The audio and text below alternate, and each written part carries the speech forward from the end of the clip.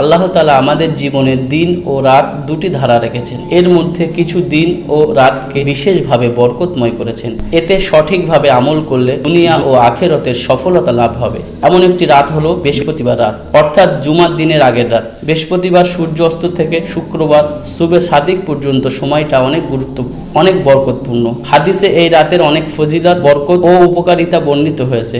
আনাস ইবনে মালিক রাদিয়াল্লাহু তাআলা আনহু থেকে বর্ণিত, তিনি বলেন, রাসূলুল্লাহ সাল্লাল্লাহু আলাইহি ওয়াসাল্লাম বলেছেন, যে ব্যক্তি জুমার দিন ও রাতে আমার উপর দরুদ পাঠ করবে, আল্লাহ তার 100টি প্রয়োজন পূরণ করবেন। তার মধ্যে 70টি আখিরাতে। দরুদের অনেক ফজিলত, উপকারিতা ও সওয়াব রয়েছে। এর মধ্যে সবচেয়ে গুরুত্বপূর্ণ হলো যে দরুদ পাঠ করে তার উপর আল্লাহর রহমত বর্ষিত হয় এবং এটি রাসূলুল্লাহ সাল্লাল্লাহু আলাইহি ওয়াসাল্লামের ভালোবাসার একটি নিদর্শন বহন করে। হযরত আব্দুল্লাহ ইবনে ওমর রাদিয়াল্লাহু তাআলা আনহু থেকে বর্ণিত, 5টি রাত এমন রয়েছে যেগুলিতে দোয়া ফিরিয়ে দেওয়া হয় না। তার মধ্যে বৃহস্পতিবার রাতে দোয়া কবুল হয়। এমনিতে হাদিস শরীফে এসেছে, মধ্যরাতে সবাই ঘুমালে সব নিস্তব্ধ হয়ে যায়, পৃথিবীতে সকল শব্দ কণিকা চুপ হয়ে যায়। সেই মুহূর্তে আল্লাহ শেষ আসমানে নেমে এসে উদ্যত আহ্বান করে, হে আমার বান্দারা, তোমাদের কার কি প্রয়োজন আমার কাছে চাও, আমি তোমাদের দোয়া কবুল করব।